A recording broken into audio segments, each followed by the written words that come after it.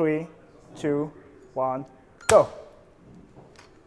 I've got a little bit of a delay at my end, but that's all right. I am Toothache, and I run the PAL version of this game, and I also help develop a lot of the strategies and speedrun, kind of approaches for this game to begin with. So you'll basically see the initial stage of this is very straightforward. It's just basically go straight to the end. The reason you get rid of the drag at the start is because it does cause a little bit of a lag. So that's that. And you've got these enemies which come from behind and the front. No worries. Excuse me. But yeah, a lot of the strategy basically revolves around using the thunder attack. The thunder attack has a very sort of strange sort of hitbox. With the normal attack, it does like so much damage per frame if you hold the attack power down. But if you go very close and use the full charge attack, it does insane amounts of damage, and that will be used to basically kill a lot of the bosses very quickly. Now you'll see it takes damage by jumping into enemies. That is also something that's kind of interesting because, excuse me. Oh, but yeah, the way damage works in this game is that if you're standing on the ground and you take a hit, you get stunned in place. But if you're jumping, you actually continue your forward momentum, which is nice and allows you to progress as quickly as possible through certain sections. Later on, you won't be able to sort of damage enemies without having to stop. So taking a hit or two will actually save you time in the long run. Now, there's having to go out of the way a little bit in order to pick up some power-ups, mostly for damage. The damage increases are significant, so it is worth it to go out the way for those. But the maximum level you'll be able to get to is level 8, which won't happen until basically near the end of the game. So we're getting close to the first boss here, and the first boss you have one of your summons which damages one end, and you use the charge attack to damage the other.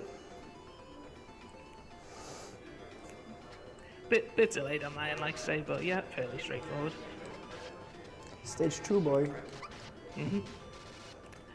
Yeah, the summons are also interesting as well. You have 4 different summons that you can choose to select at will, and you can also level their power up in order for them to do more damage and take more hits and stuff. They're only used at certain times throughout the games, and it's annoying because the game actually forces you to dismiss the summon at the end of most stages, so it often wastes time to bring them out. Use them for the first boss there, as you saw, and we get to level this, but one of the up a little bit later on. I got delivered to Dragoon. So yeah, we grab the continue there just for marathon safety, I suppose. Probably the quickest one to get. So yeah, the boomerang lizard here is probably the most useful in a speed run because his attack can reach any enemy on the screen. Like you don't have to sort of aim it or anything. That's one of the real advantages of running this game, is that you don't have to actually stop and aim a lot. The game automatically aims for you with all your thunder attacks and most of the summons as well. Some of them you have to sort of aim towards. So that was a boss. Yeah, Stage this 3. one dies very quickly. That's basically using the power of the full charge attack. You have to get it slightly inside the enemy's hitbox in order to damage it. But once you do, it just goes down really quickly, and having the boomerang lizard out speeds it up even further. So that's nice.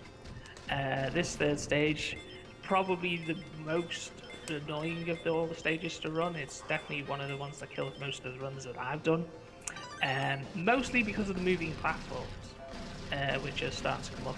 You saw one briefly as we picked up the power up in the last stage, but you'll see a lot more of them in this stage. And it takes a while for them to be able to stud on at some points. It takes a while for the hitbox to sort of register. I got one troll. The blue fairy gives you infinite charge power for 15 seconds, which really helps get through that section because all the enemies come from behind, and it helps you, drop down there, unfortunately. So yeah, that obviously wastes a lot of time. So in a real run, that one, so that would be a reset. But you kind of have to take what you can get in a marathon, but that's okay. So into the boss here, we've tried a number of strategies for getting through this boss quickly, but in the end, it actually turned out to be quicker to use a thunder full charge for the middle one, and use the dragon to kill the right one, and just use the full charge to kill the left one.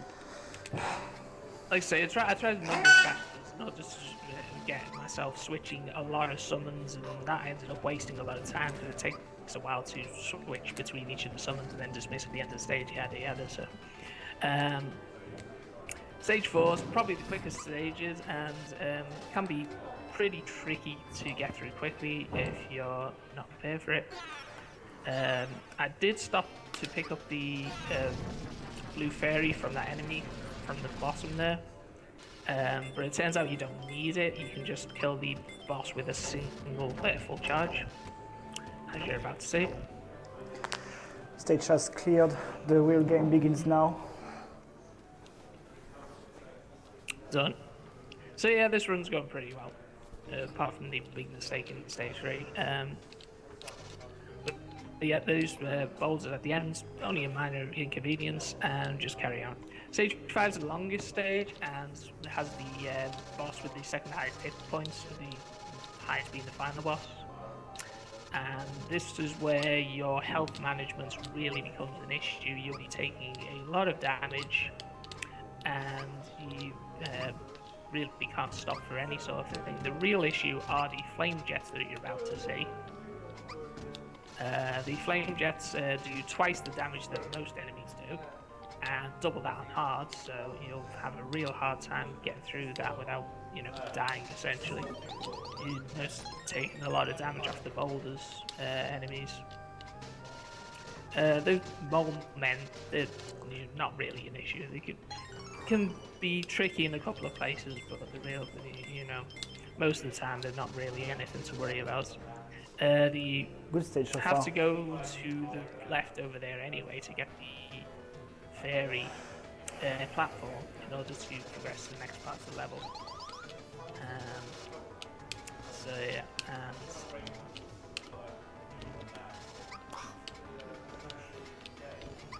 yeah, like I say, health management is usually an issue in this stage, but you actually got through the first part of that without losing too much health, which is nice. Second half, you got a lot more flame jets to worry about. And those are real damaging sort of things. What I usually do is actually take damage off the green enemies in order to take less damage overall and just get through quickly. So yeah, those giant men shoot at you. It can be a bit of a pain. So yeah, we have to go up here to get another fairy platform and a power up for the damage. So it's at the second highest level now. Get the highest level at in stage 7. So now we just progress all the way up to the boss. It's a bit of a climb. So wait for the platform in order to sort of get up there, and then just climb all the way to the top. The boss itself actually doesn't trigger until you actually land in the boss arena, as we found out. So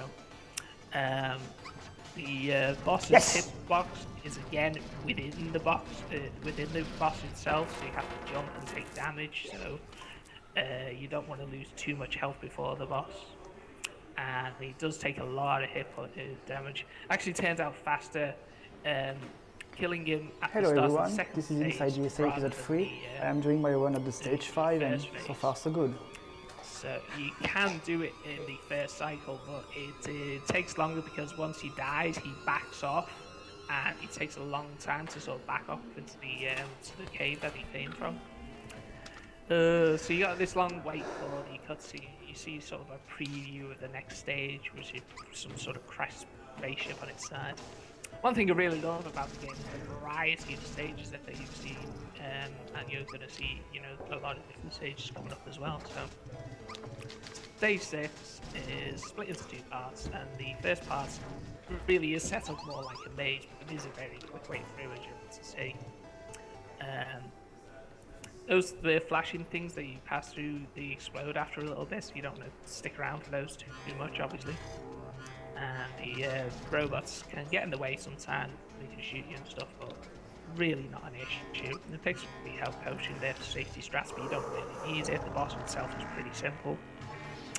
Second half of this, and you got a jump here with which you can get through. Yeah, there's a nice drop there, and we don't manage to get all the way up to the top. Boss here, it floats in mid-air, which makes it tricky to get a full charge. And it's box. You don't have to get within the boss, which is nice. The real annoying part is actually killing those guns before they disappear off the side.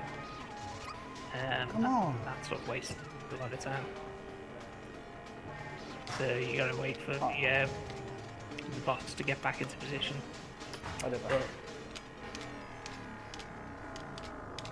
Normally this boss could be done within 2 cycles. It's going through a 4th now, so it's taken a pretty long time. Yeah, the boss was horrible, sorry. Now it counts a cycle from the time when he stops in position to the next time he stops in position. And other times he sort of circles around the arena, and that sort of responds into where Alisia's position is. So if you get too close, he sort of backs off, which can get really annoying. Stage 7 is relatively short. The main problem itself is the boss. You just have a few staircases to climb. The hitboxes on the blob enemies can be really funny. Sometimes you can pass right through them, and other times they can hit you. They sort of change a lot. If you don't bring someone out before the ones that drop, then you can just sort of pass under them. It is possible to kill both of the enemies, both of these grey enemies at the top there, in a single full charge attack, but it requires very precise positioning.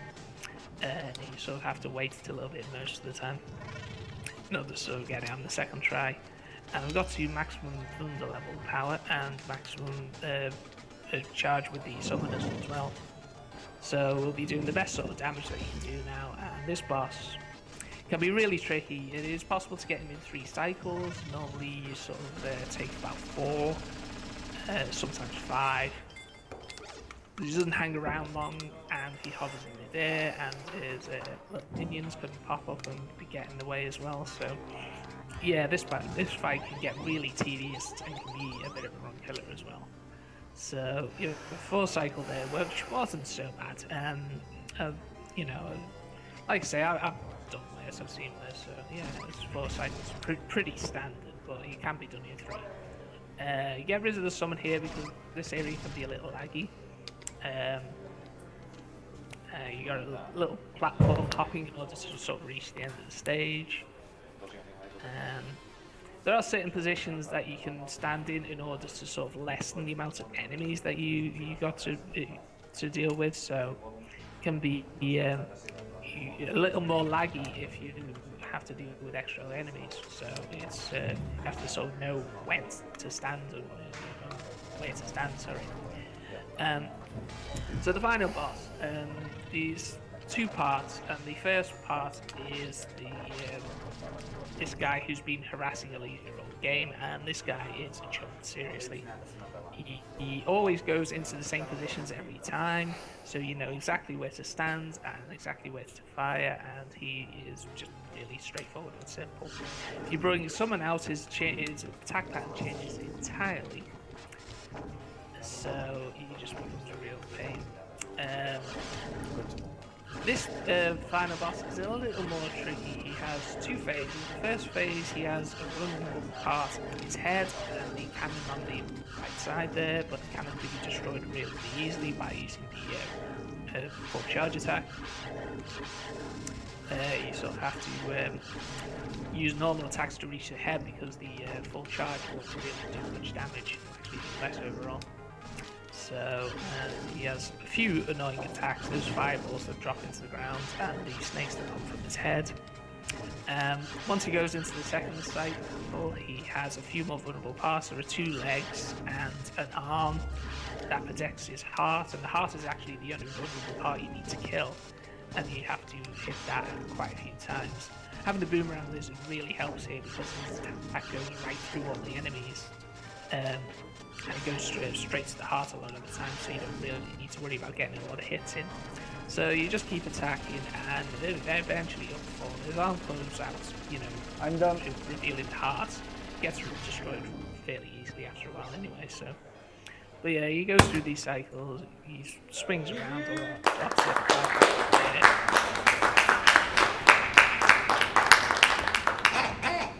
that's it. That is Alisia Dragoon. Sub 16. I hope my commentary was entertaining enough and fulfilling, and I hope the rest of the speedrun goes really well.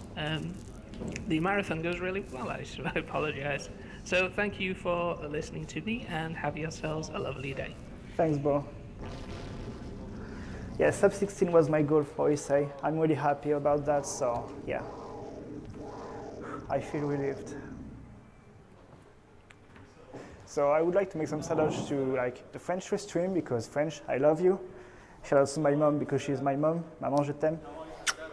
Shout-outs to everybody who helped me to get here at ESA. Shout-outs to the crew, of course, Ginny, Oasis, Tia for now, Friki, Donald, Bangara, Joker, everyone.